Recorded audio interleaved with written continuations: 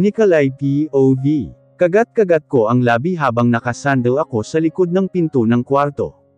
Parang gusto kong maiyak dahil sinigawan ako ni Kuya Aris. First time niya akong sinigawan. Hindi lang isa kundi 2 beses pa. At sa harap pa ng mga kaibigan niya. Hinusat ko ang nagtutubog kong mata. Hindi ko maintindihan bakit niya ako sinigawan.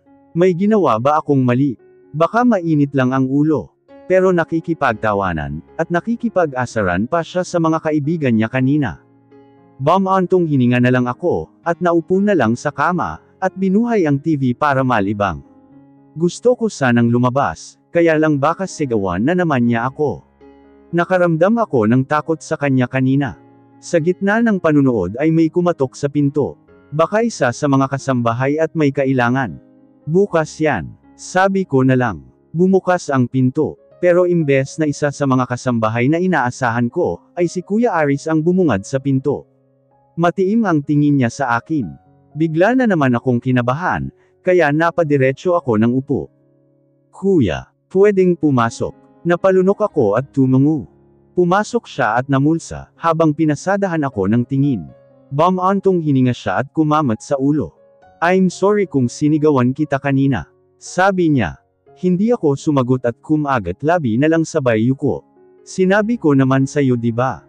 Kapag may bisita o ibang tao dito sa bahay, huwag kang magsusuot ng maiksi. Dagdag pa niya. Napasinghap ako at nagangat ng tingin sa kanya. Seryoso pa rin ang mukha niya, at matiim ang tingin sa akin.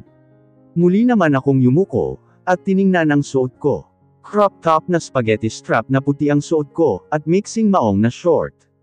Comfortable kasi ako sa ganitong suot, kapag nandito lang ako sa bahay. At yun nga ang kabilin-bilinan niya sa akin, na wag akong magsusuot ng ganito, kapag may bisita o ibang tao. Muli ako nagangat ng tingin sa kanya at ngumuso. Hindi ko naman alam na may bisita eh. Kagigising ko lang. At saka mga kaibigan mo naman sila. Kahit na, mga lalaki pa rin sila at di mo sila kilala. Napanguso ako lalo at yumuko na lang. Sige na magpalit ka ng damit.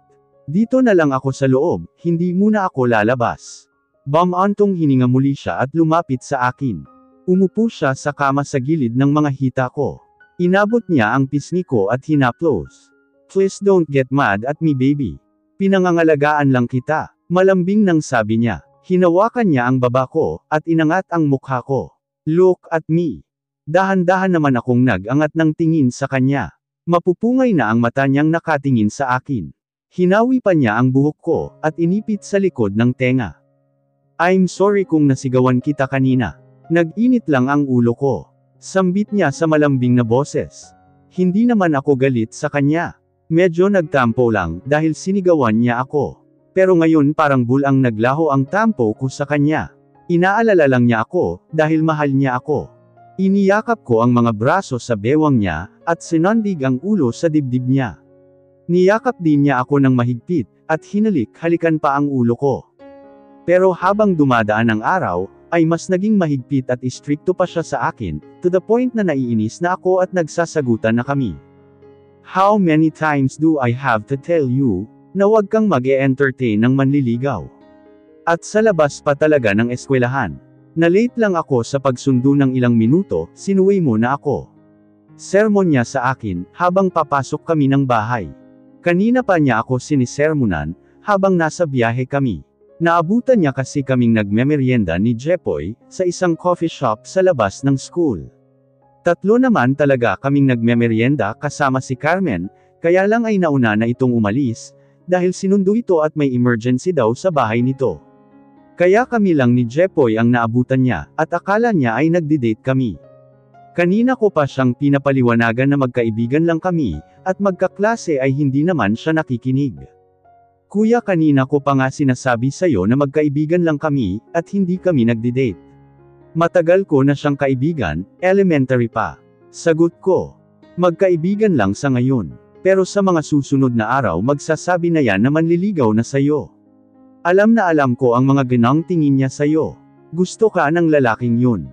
Kaya ngayon palang iwasan mo na siya. Nakapamewang na sabi niya. Halos umusok na rin ang ilong niya sa inis. Natigilan naman ako sa sinabi niya. Si Jepoy may gusto sa akin. Imposible. Napapraning na naman tong si Kuya Aris. Ewan ko sa'yo kuya, napapraning ka na naman. Sabi ko na lang at tinalikuran siya. Hindi rin naman ako mananalo sa kanya. Dahil siya lagi ang tama. Anong napapraning? Nikolai, saan ka pupunta? Huwag mo akong talikuran. Inikutan ko lang siya ng mata, at nagtuloy-tuloy sa paglalakad papuntang kwarto. Ano na naman bang nangyayari sa inyong dalawa, at nagtatalo na naman kayo? Ani Tita Lourdes na pababa ng hagdan. Nakakunot ang noo niya, habang palipat-lipat ang tingin sa aming dalawa ni Kuya Aris. Huminto naman ako at hinintay siyang makababa. Wala naman sinuway lang niya ako. Nakapamewang pa rin na sabi ni Kuya Aris, pero mababa na ang boses. Lumapit ako kay Tita Lourdes at nagmano, sabay yuko dahil sa sinabi ni Kuya Aris. Bakit? Ano bang ginawa ni Nicole? Curious na tanong ni Tita Lourdes. Akmang sasagot ako nang unahan ako ni Kuya Aris. Nakikipag-date siya sa labas ng school nila. Hindi nga ako nakikipag-date, hindi ko na napigilan magtaas ng boses sa kanya. Ang kulit kasi sinabi nang hindi ako nakikipag-date. Natigilan naman siya sa inasal ko. Bakas sa kanyang mukha ang pagkagulat, dahil tinaasan ko siya ng boses. Ngayon ko lang siya tinaasan ng boses. Si Tita Lourdes naman ay bahagyang napanganga. Nahiya tuloy ako sa ginawa ko. Sorry po Tita Ninang, papasok na po ako sa kwarto. Medyo pagod po kasi ako Alam ko. Sige iha, magpahinga ka na. Nakangiting sabi niya, at hinaplos pa ako sa buhok. Nginitian ko rin siya pabalik, at dumiretso na sa kwarto ko. Hindi ko na tinapunan ng tingin si Kuya Aris, dahil naiinis ako sa kanya. Ganon ang madalas na mangyari sa amin sa lumilipas na araw, linggo at buwan. Pero agad din naman kaming nagbabati, dahil siya ang unang nagsosorry. Hindi pa rin naman nawawala ang pagiging malambing niya sa akin, at madalas pa rin akong tretuhing baby, na ikinaiinis ko rin talaga minsan. Ang daya mo, sabi mo love story yun. Horror naman yun Muntik na akong maihi sa gulat at takot kanina. Nakasimangot na reklamo ko sa kanya, paglabas namin ng sinihan.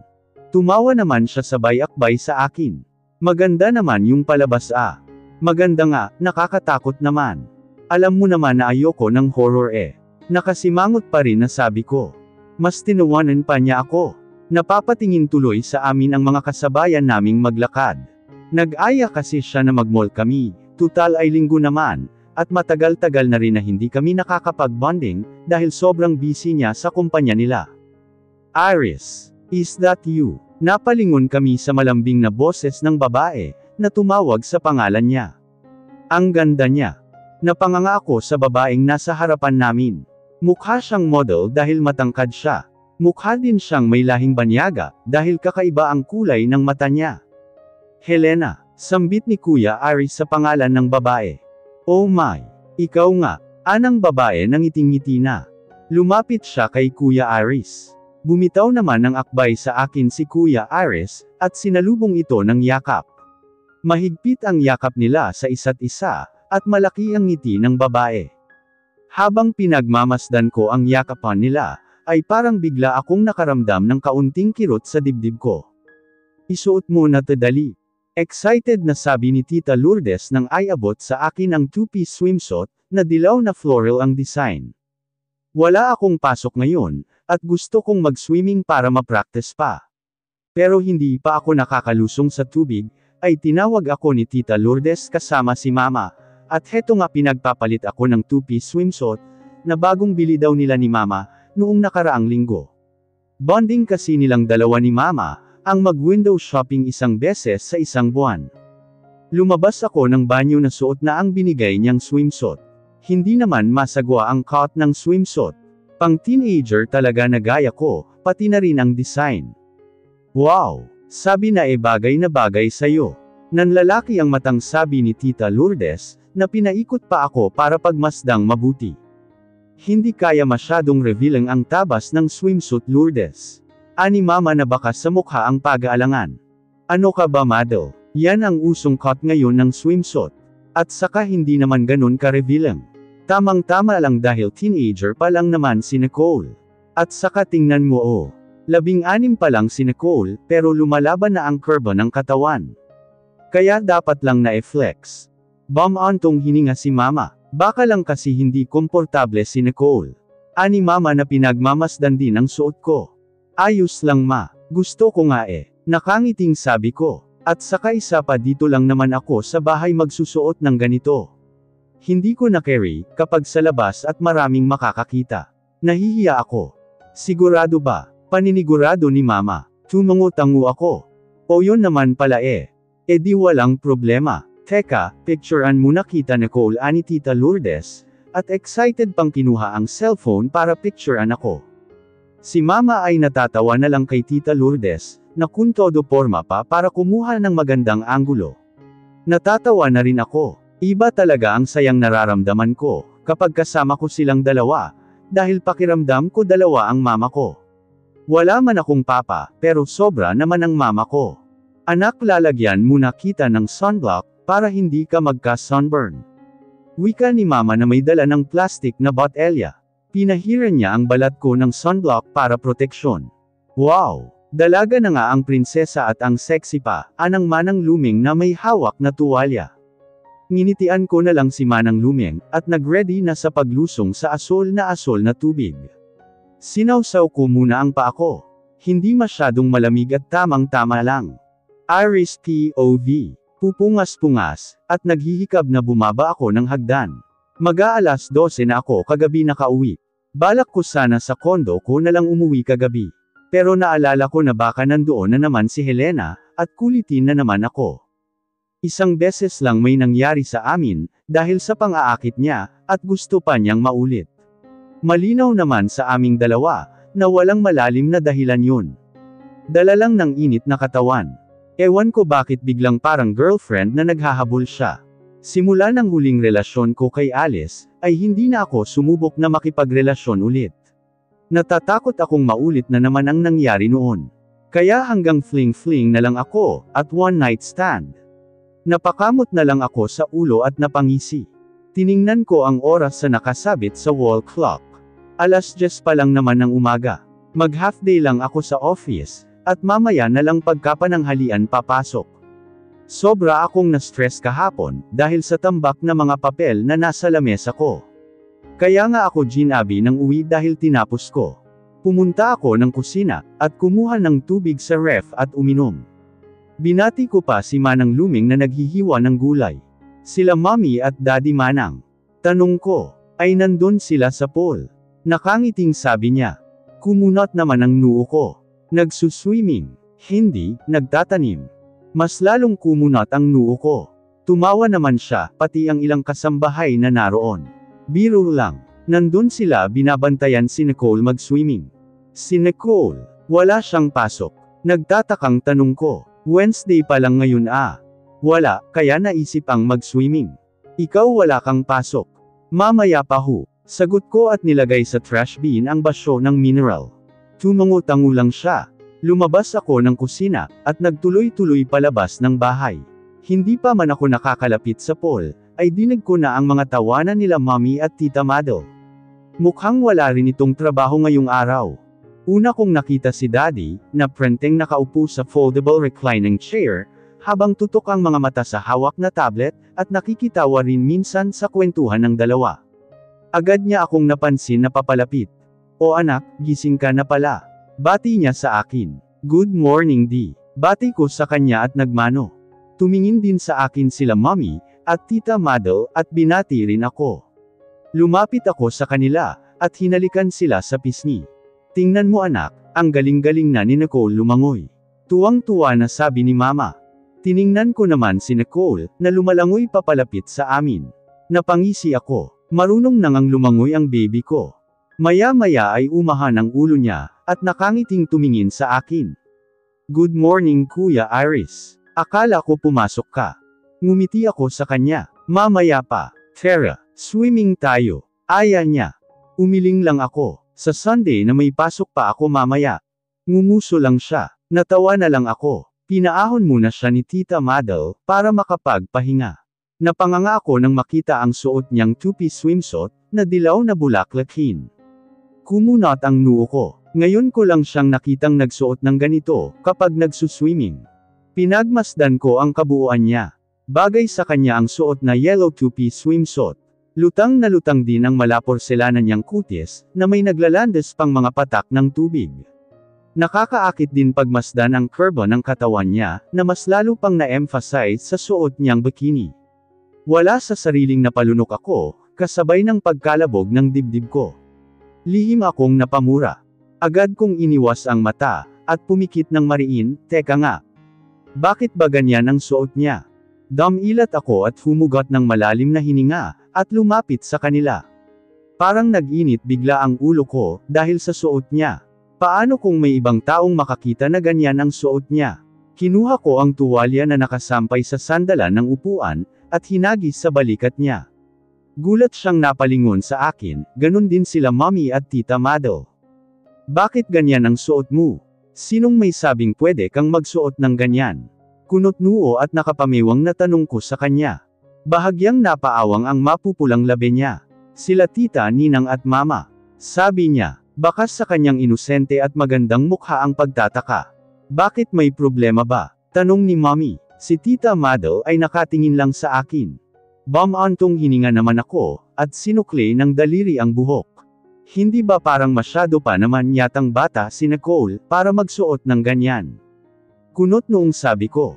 Anong bata? Hindi na bata si Nicole. 2 taon na lang 18 na siya, at isa ng ganap na dalaga, kaya okay lang na magsuot siya ng ganyan, para maboost pa ang confidence niya sa sarili. Sagot ni Mommy na akala mo ay siya ang nagluwal kay Nicole. Si Tita Mado ay nakatingin lang sa amin, na nangingiti at naliling. Habang si Nicole naman, ay kagat-kagat ang labing nakatingin sa aming dalawa ni Mommy.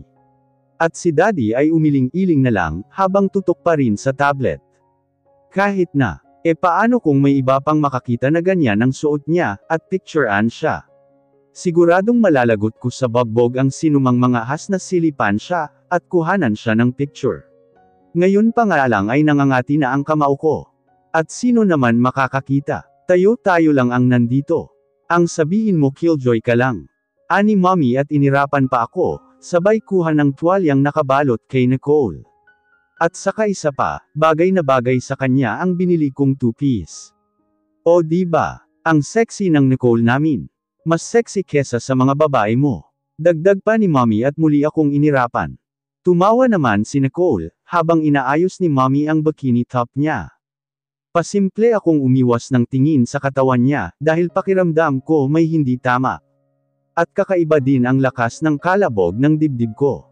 Napahimas batok na lang ako. Tumayo si Tita Mado at tinapik ako sa braso, bago nilapitan si Nicole. Alanganing ngumiti na lang ako. Pakiramdam ko kasi may nagawa akong mali. Humugot ako ng malalim na hininga, at piniling lisanin na lang ang pool area. Parang bigla akong nainitan. Kuya, saan ka pupunta? Tawag sa akin ni Nicole. Napalunok naman ako at nilingon siya. Nabitin pa sa ere ang sasabihin ko, nang makita ko ng mabuti ang kabuuan niya. Mabilis akong umiwas ng tingin sa katawan niya, at tinuon na lang sa kanyang mukha. Maliligo, papasok na ako.